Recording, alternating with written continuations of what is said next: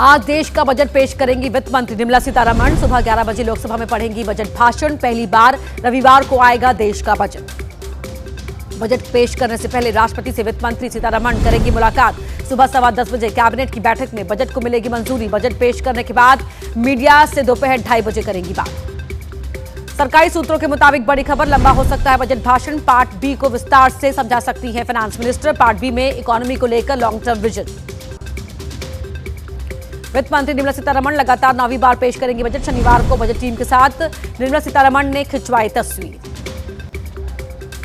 वित्त मंत्री सीतारमण ने बजट से पहले वित्त मंत्रालय के अधिकारियों से की मुलाकात। इस दौरान वित्त राज्य मंत्री पंकज चौधरी भी रहे मौजूद।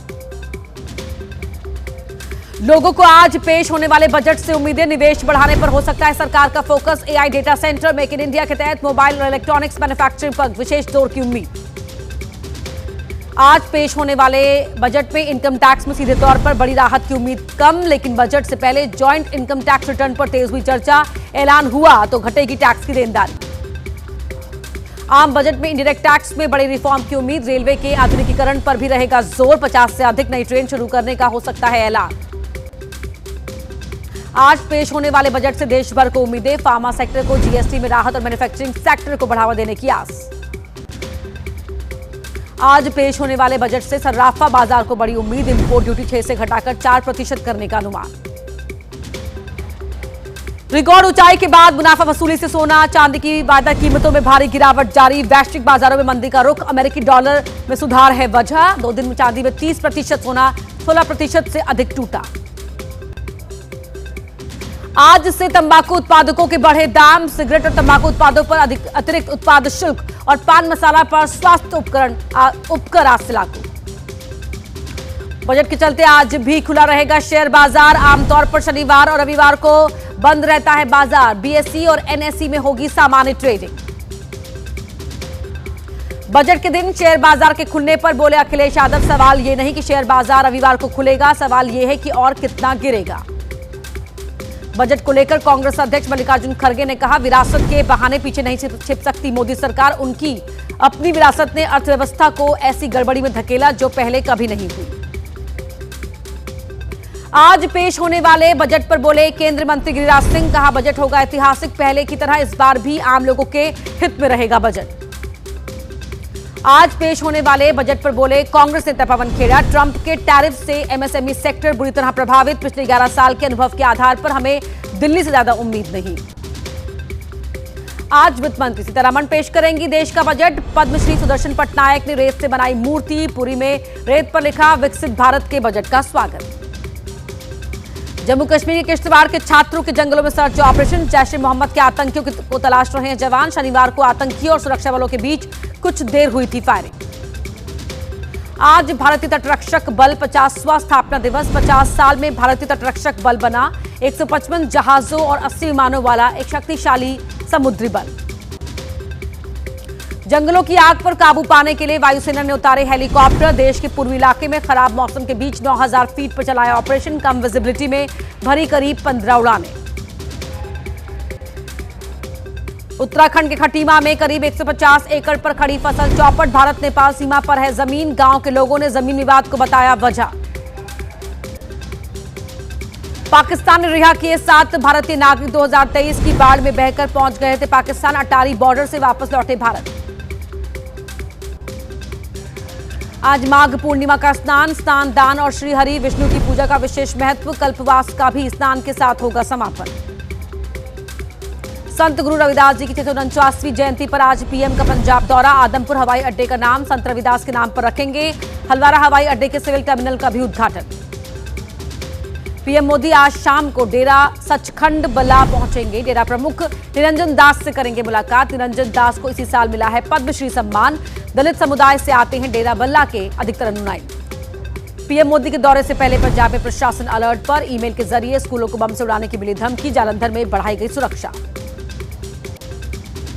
हिमाचल के कुल्लू में डीसी ऑफिस को बम से उड़ाने की धमकी। ईमेल से मिली धमकी के बाद बढ़ाई गई सुरक्षा। जांच के दौरान कुछ भी संदिग्ध नहीं मिला। पश्चिम बंगाल की सीएम और टीएमसी प्रमुख ममता बनर्जी आज पहुंचेंगी दिल्ली। ममता की अगुवाई में पार्टी का एक प्रतिनिधिमंडल कल मुख्य चुनाव आयुक्त ज्ञानेश कुमार से करेगा मुलाकात। पश्चिम बंगाल की सीएम ममता बनर्जी ने एसआईआर प्रक्रिया को लेकर फिर मुख्य चुनाव आयुक्त ज्ञानेश कुमार को लिखी चिट्ठी। एसआईआर प्रक्रिया में अपनाई गई कार्यप्रणाली पर उठाए सवाल।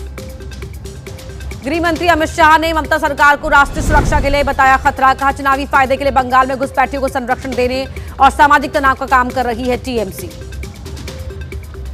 अमित शाह पर टीएमसी का पलटवार। पार्टी के महासचिव अभिषेक बनर्जी ने अमित शाह को नाकाम गृह मंत्री करार दिया। कहा, वो बड़े बड़े वादे करते हैं और फिर सब भूल जाते हैं। बंगाल में घुसपैठ कराने के आरोप पर बोली टीएमसी, कहां से आते हैं घुसपैठी, उन्हें रोकने का काम केंद्र सरकार का है। रोहिंग्या घुसपैठियों के नाम पर फैलाया जा रहा है भ्रम। पश्चिम बंगाल के नेता प्रतिपक्ष शुवेंदु अधिकारी ने ममता सरकार पर लगाया आरोप। कहा, ममता बनर्जी विकास विरोधी। उत्तर भारत में बजट से लेकर रेल और एयरपोर्ट के लिए नहीं दी गई जमीन।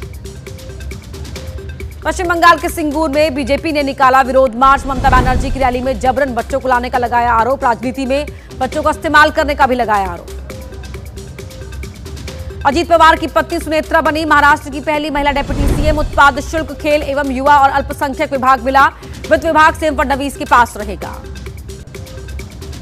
शपथ लेने के बाद सुनेत्रा पवार की पहली प्रतिक्रिया। अजीत दादा की जनप्रिय विरासत को आगे बढ़ाते हुए महाराष्ट्र की सेवा के लिए कर्तव्य भावना से रहूंगी तत्पर। हर वर्ग का समान रूप से रखूंगी ध्यान।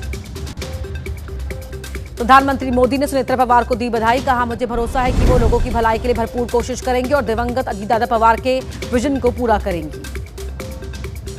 सुनेत्रा पवार को पीएम की बधाई पर शिवसेना उद्धव गुट नेता संजय राउत ने कसा तंज। एक्स पर पोस्ट कर कहा, मोदी जी धन्यवाद। उम्मीद है कि अब आप परिवारवाद के आरोपों से मुक्त हो गए। राज ठाकरे ने प्रफुल्ल पटेल का किया विरोध। बोले, एनसीपी जैसी असली मराठी मिट्टी से जुड़ी और मजबूत पार्टी का अध्यक्ष कोई भी हो सकता है। वो मराठी होना चाहिए, पाटिल होना चाहिए, लेकिन पटेल नहीं। अपने मियां वाले बयान पर बोले असम के सीएम हिमंता बिस्वा शर्मा। असम में मियां का मतलब बांग्लादेशी घुसपैठिया है। एक नहीं चाहे हजार राहुल गांधी चिल्लाए, मैं रुकने वाला नहीं। भारत अमेरिका जल्द ही व्यापार समझौते पर लगा सकते हैं मुहर। केंद्रीय मंत्री पीयूष गोयल बोले, सकारात्मक दिशा में आगे बढ़ रही है बातचीत। यूक्रेन युद्ध के बीच रूस से दूरी और वेनेजुएला की एंट्री। भारत अरब लीग देशों के दूसरे सम्मेलन में बोले विदेश मंत्री एस जयशंकर। विदेश मंत्री एस जयशंकर बोले, गजा संघर्ष को खत्म करने की योजना को आगे बढ़ाना व्यापक रूप से साझा प्राथमिकता है। शंकराचार्य विवाद पर बोले अभिनेता और बीजेपी नेता दिनेश लाल यादव निरहुआ। संत महात्मा हमारे पूजनीय हैं। लखनऊ में सीएम योगी से उनकी आवास पर मिले अभिनेता गोविंदा। यूपी राज्य कर विभाग के उपायुक्त प्रशांत कुमार सिंह ने अपना इस्तीफा लिया वापस। पटना में तेज प्रताप यादव ने खाली किया सरकारी बंगला। फोन टैप मामले में आज एसआईटी के सामने पेश होंगे तेलंगाना के पूर्व मुख्यमंत्री केसीआर।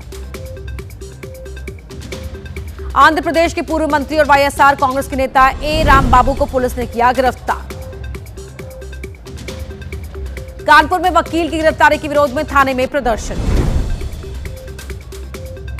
पश्चिम बंगाल के मुर्शिदाबाद जिले के बेलडांगा में हुए उपद्रव की जांच करेगी एनआईए। बेंगलुरु में कॉन्फिडेंट ग्रुप के चेयरमैन की मौत का मामला। ग्रुप के निदेशक ने दर्ज कराई शिकायत। साध्वी प्रेम बाइसा की मौत मामले की एसआईटी जांच। कोडीन कफ सिरप मामले में वाराणसी में एसआईटी की कार्रवाई। पटना में दिन दहाड़े शख्स की चाकू मारकर हत्या, पुलिस करेगी जांच। बेंगलुरु ग्रामीण में हुए हादसे में असम के 4 मजदूरों की संदिग्ध हालात में मौत। यूपी में मुरादाबाद की पॉश कॉलोनी में कार चोरी का खुलासा। ग्वालियर में सोशल मीडिया के जरिए दोस्ती कर महिला से करीब 17 लाख रुपए की ठगी। एमपी के ग्वालियर में नकली जीरे का खेल बेनकाब। एमपी के सिवनी में बच्चों को सजा दिए जाने के नाम पर उतरवाई टी शर्ट। जयपुर के विश्वकर्मा इंडस्ट्रियल एरिया में धमाका, एक फैक्ट्री में हुआ ब्लास्ट। आगरा में सड़क हादसा, कंटेनर की चपेट में आया ऑटो, 6 की मौत। नोएडा में खुले नाले में कूदा युवक, फायर विभाग और पुलिस की टीम ने किया रेस्क्यू। आज से 3 फरवरी तक पश्चिमी हिमालय इलाकों में भारी बारिश बर्फबारी का अलर्ट। हिमाचल में आज भारी बर्फबारी और बारिश की चेतावनी। हिमाचल के चंबा में बर्फबारी बनी मुसीबत, रास्ते बंद। कश्मीर में शून्य से नीचे पहुंचा रात का तापमान। कश्मीर में शनिवार से चल रही खुर्द की शुरुआत। हिमाचल में न्यूनतम और अधिकतम तापमान 2 से 3 डिग्री सेल्सियस ज्यादा दर्ज। जम्मू कश्मीर के सोनमर्ग में बर्फबारी हुई, सैलानी उमड़े। हर हफ्ते टूरिस्ट के लिए एक दिन बंद रहेगा एशिया का सबसे स्वच्छ गांव मावलीनाग। जैसलमेर के मरु महोत्सव 2026 के तीसरे दिन हुए ऊंटों से जुड़े कंपटीशन। आईसीसी पुरुष अंडर 19 विश्व कप में भारत का पाकिस्तान से मैच। भारतीय खिलाड़ी संजू सैमसन की फॉर्म और न्यूजीलैंड के खिलाफ टीम इंडिया के परफॉर्मेंस पर बोले थरूर, मैच में दिखा बहुत सारा एक्शन। तिरुवनंतपुरम में बीसीसीआई के उपाध्यक्ष राजीव शुक्ला ने कहा, केरल क्रिकेट एसोसिएशन ने किया बहुत अच्छा काम।